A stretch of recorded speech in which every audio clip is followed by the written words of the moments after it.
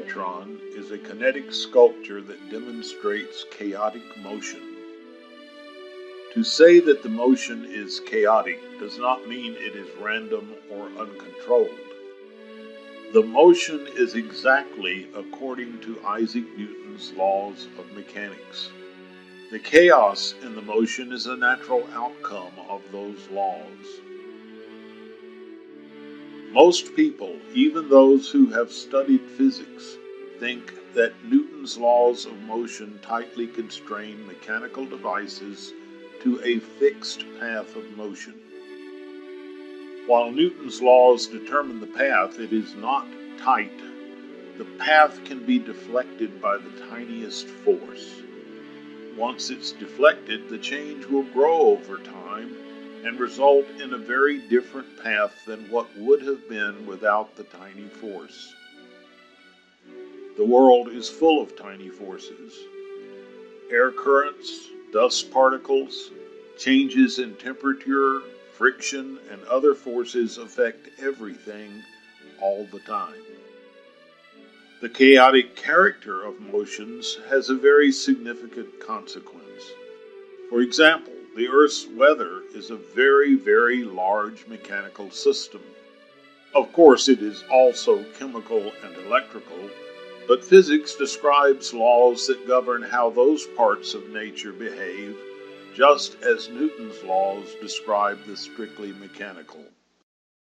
No weather forecaster, neither human nor computer, can predict the weather for more than a very short time.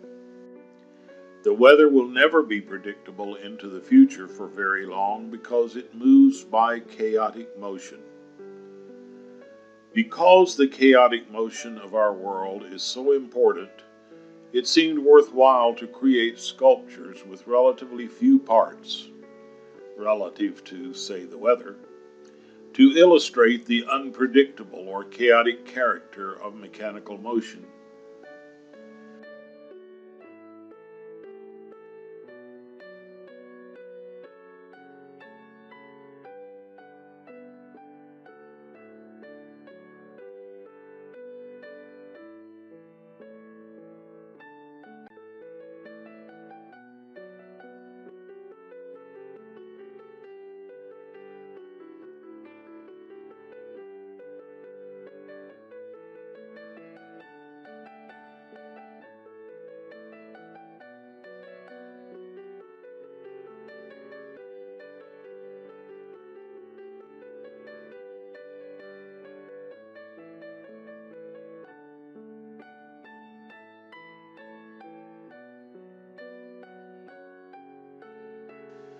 A device that exhibits chaotic motion will have multiple measures of its motion at any instant.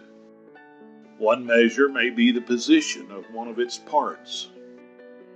If the device has some number of moving parts, the position of each of those parts must be given to describe it in detail. It may have more measures of its motion, such as the speed and direction with which each part is moving.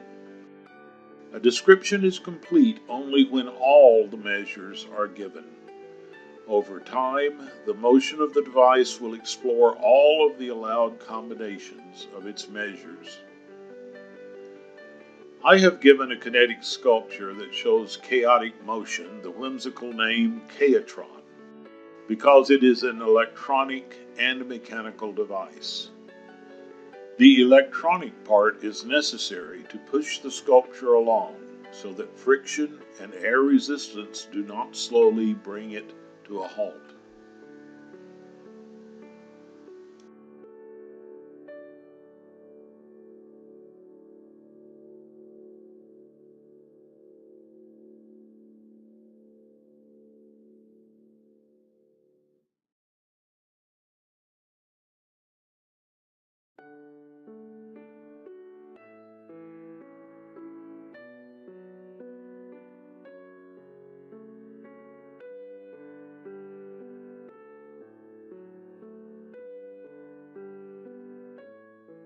The Chaotron shown here has 3 arms.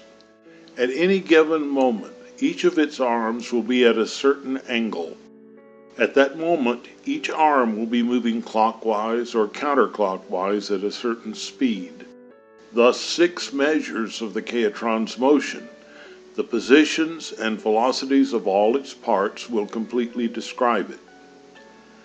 Over time, the Chaotron explores all the allowed values for these measures. Each arm angle sweeps out angles of 0 to 360 degrees. The velocity of each arm varies from 0 up to some maximum determined by the energy in the arm in both counterclockwise and clockwise motions. This Chaotron is made up of wooden pieces cut to remind you of the cast iron, bright steel, and bronze parts of a Victorian-era steam engine. The old engines carry a heavy weight of nostalgia, and many of them are simply attractive and evocative in their own right. Steam engines, pumps, and gears were new in the Victorian era, and rather than being nostalgic as they are for us, these man-designed and man-made parts carried a vision of the future for contemporary viewers. They were works of art from the moment of their invention. The Victorian Chaotron has cap nuts or acorn nuts made of cherry to evoke the red hue of brass and bronze. Such nuts work just as any other threaded fastener, but they are closed and rounded for use in places where they are prominently visible.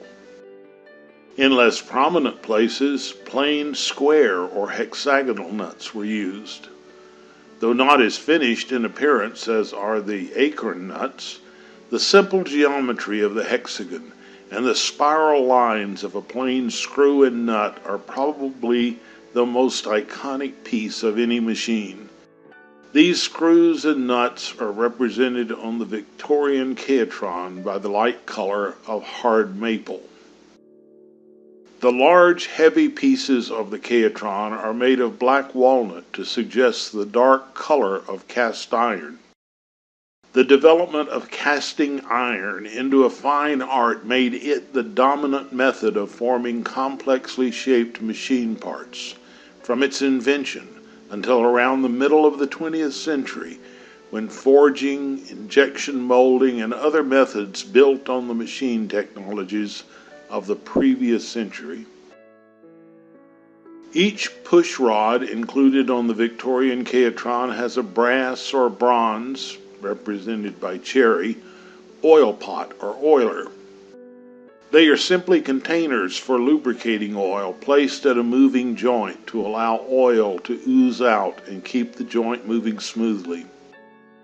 Because the pots are only a container with a small cap or nipple where the oil can be replenished from a larger can, the pots were made in an endless variety of shapes. They were made of brass or copper to resist corrosion, and sometimes had a glass section added to allow the engineer to see when the pot was running low. On this Chaotron, each of the oil pots is shaped differently to honor the artistic urges of the original pot makers. The patterns of motion you see in this Chaotron are determined primarily by Newton's equations for the 3 arms of the Chaotron. The length of each arm, its distribution of weight, the location of the pivots that support each arm, and other factors cause them to move and to exert force on the other arms. In a computer simulation of this Chaotron, one can eliminate friction in the bearings and drag on the arms by the surrounding air, and it will behave just as you see without ever running down. For this real-world model, we need a driver to push the arms forward just enough to compensate for friction and air resistance. It has an electric motor that pushes on the shaft of the largest arm. The push is very small. It also pushes only in the direction of the arm's motion and stops pushing when the arm slows to near stopping. The pushing has little effect on what you see. When looking down on the Chaotron from above, you see 2 small lights. One light indicates that the motor is pushing in the clockwise direction, and the other light indicates a push in the counterclockwise direction. It follows the motion of the arms instead of dictating it. Chaotic motion like this underlies most of nature. The swirling of a hurricane, the fluttering of a falling leaf, the entire weather pattern of the earth all do it.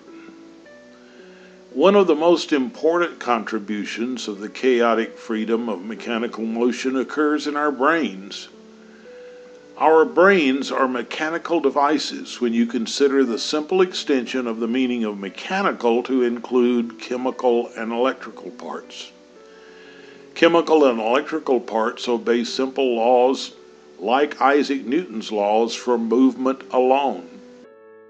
Like the chaotic motion allowed for moving devices, electrical and chemical devices are not constrained to simple motions like a clock pendulum. Rather, the chemical and electrical measures are allowed to explore every possible value as they run through their life cycles.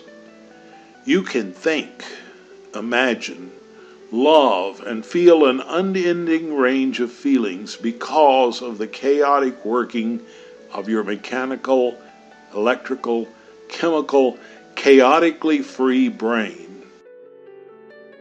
Like the tiny forces that make the Chaotron continuously move in different ways, the forces on your brain are the events you experience each day, the desires you experience, the principles of behavior that you value, the sense of beauty that you feel when experiencing certain sensations, the love you've come to feel for certain people, for art, for the actions of others, for all the events that affect you in life.